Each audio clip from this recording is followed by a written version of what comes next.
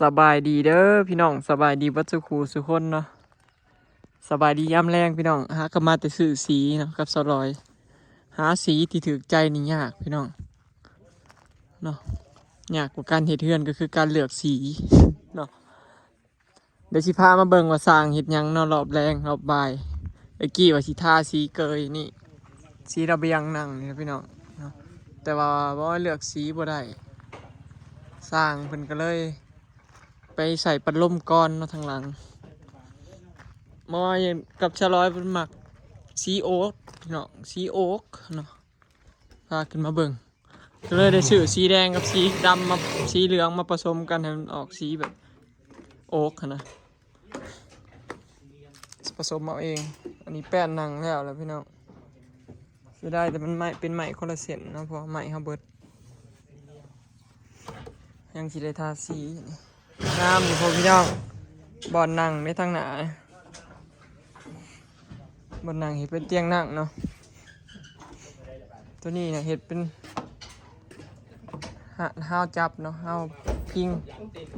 เห็ดเป็นลาวพิงพี่น้องลาวพิงไปจนสุดหอดทางหลังเนาะแบบเรียบเนาะเอิ้นว่าแบบเรียบซะเพราะว่าตีไม้ละแนงแบบนี้เลยสื่อละแนงสื่อบ่ได้มีลวดมีลายพี่น้องแบบเรียบเนาะประมาณนี้ฝีมือช่างเท้าทีมงานส่วนข้างบนก็เหลือแต่หลังคาเนาะยังบ่แล้วยังใส่ปัดลมเชิงทรายเนาะส่วนทั้งนี้ห้าวจับนี่เพิ่นก็เฮ็ดใส่แล้วเรียบร้อย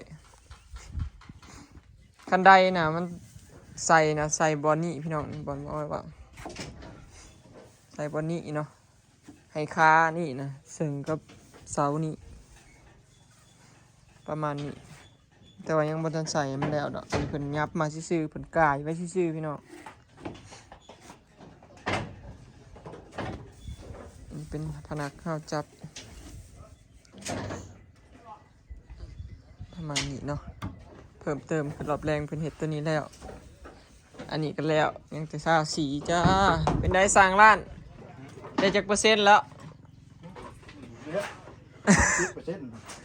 70%บ่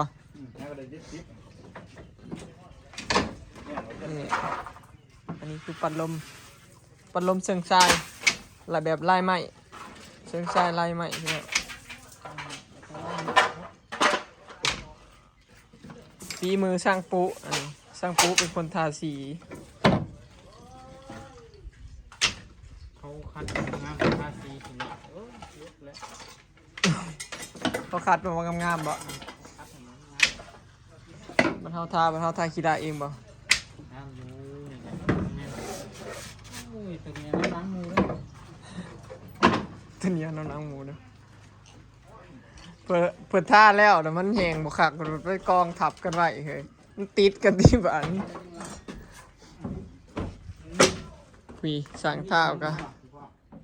เจ็บหลังเจ็บแอวแล้วเบิดละเฒ่าเลยเบิดลืมแล้ว ล่าวงการแล้ว สิลาแล้ว ล่าแล้ว ลูกน้องเจ้าได้บัดนี้ ไปเฮ็ดงานทับให้มันแล้ว ลูกน้องไปทำงานกรุงเทพแล้วบัดนี้หัวหน้าบ่พาไปต่อล่ะอยู่ขายผักขายหมกใหม่แล้ว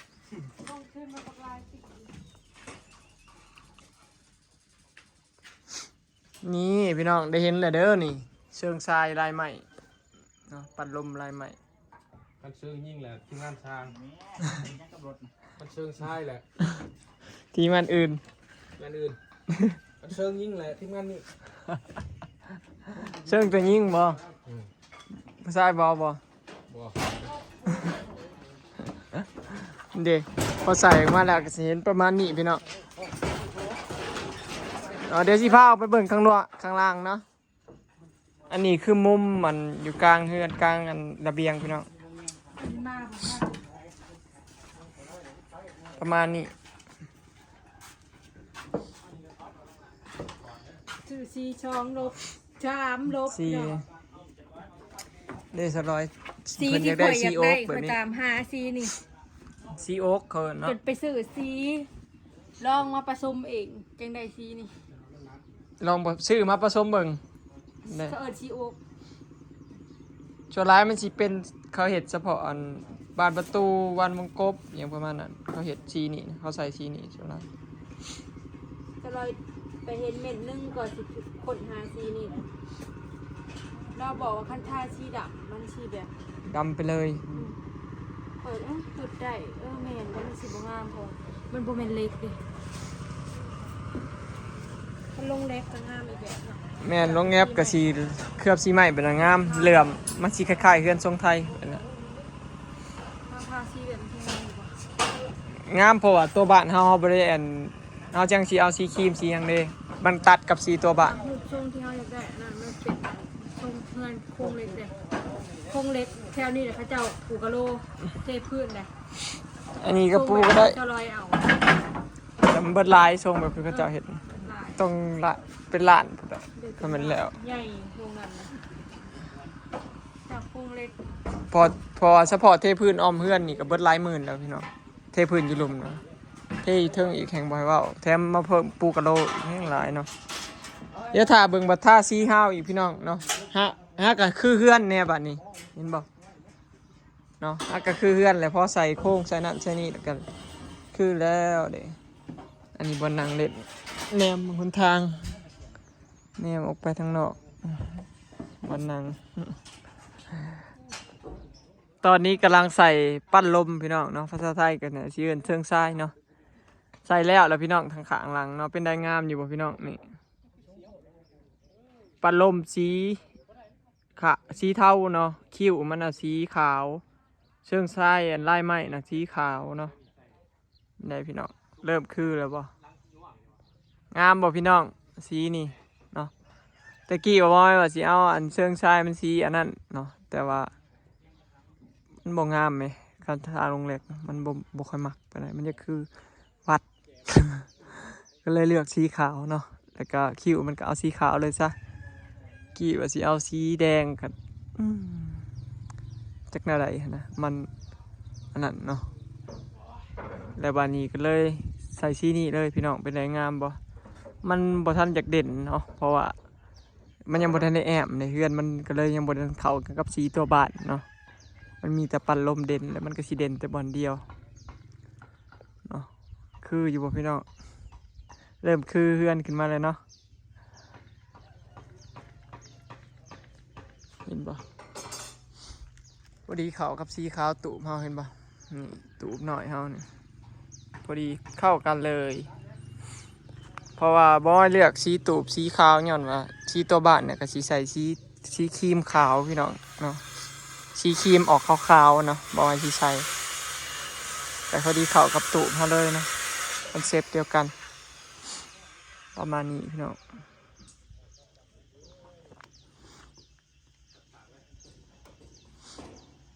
อันนี้สร้างกำลังใส่อยู่บอยถ่าเบิ่งตัวนี้แหละพี่น้องว่าสิงามบ่ถ่าเบิ่งแต่เฮิงนะพอใส่ออกมาแล้วก็โอเคเนาะ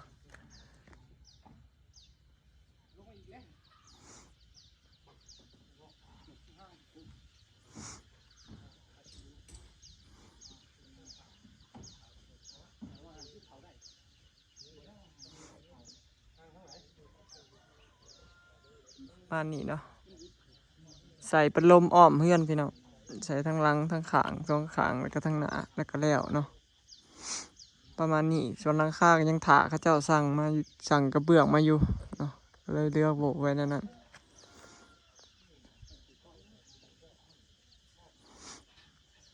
คันที่สร้างเขาเจ้าสิตัดกระเบื้องใส่ผัดมันก็ยังได้ถาปัดลมแล้วมันขึ้นไปใส่ยากพี่น้องก็เลยเขาเจ้าก็เลย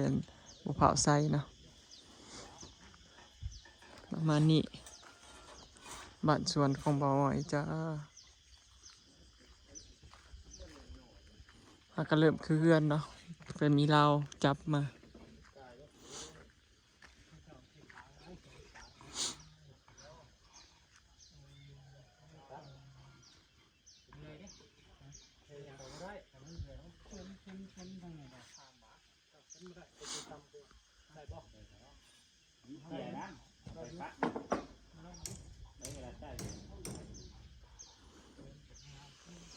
แต่ผูกกำลังแอบ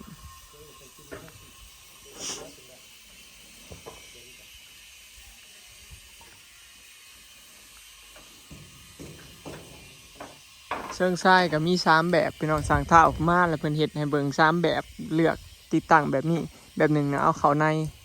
แต่บอยเอามันบ่อยากโชว์ลายปานใดก็เลยเอาออกมันออกเนาะกับขยับ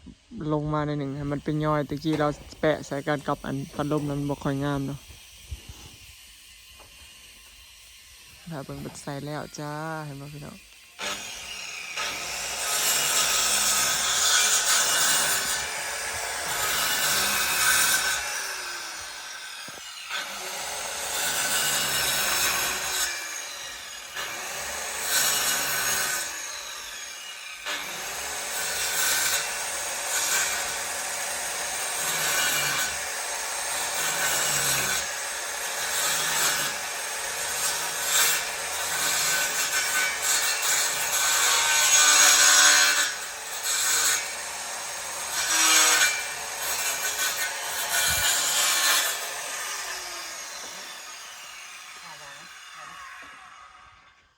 ติดบ่ต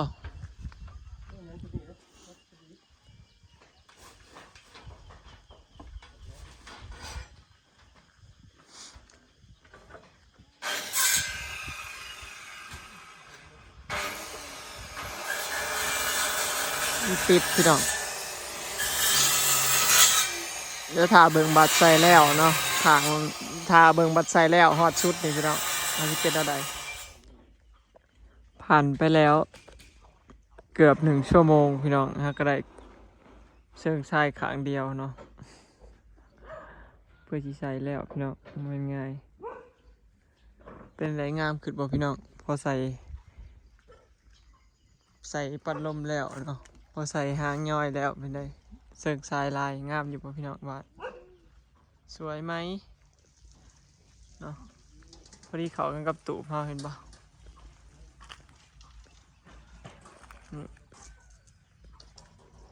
พอใส่ขึ้นมาอะไรก็รู้สึกว่างามกว่าเก่าพี่น้องงามกว่าบ่ใส่อยู่เนาะเริ่มคือแล้วเริ่มเป็นเห็นคือบ้านคือเรือนแล้วล่ะบ้านนี้เนาะสวยขึ้นเนาะคอมเมนต์ได้แอมนี่แห้งสีงามเนาะพี่น้องแอมทาสีเนาะแอมทาสีใส่สีหนาทั้งเทิงนะเนาะมันที่โบโบมันก็สีงามแบบนี้เนาะเหลือแต่ทาสีเหลือทาสีแอมแล้วก็ตีสีหนาเนาะต่อไปพี่น้อง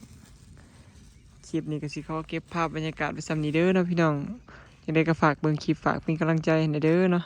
ตอนนี้ก็สีฮอด5 โมงแล้วพี่น้อง4 โมงกว่าแล้วเนาะใส่อันนี้แล้วใส่เชิงทรายทางขางนี้แล้วสร้างคือสีเมื่อเนาะมื่ออื่นเปิดจังคิดได้ต่อทาสีใส่เชิงทรายอีกทางขางกับทางหนาเนาะยังอีก3 ทางพี่น้องทางขางกับทางหนาเนาะไปแล้วสบายดีฝากเบิ่งคลิปฝากเป็นกำลังใจให้เด้อพี่น้องเนาะ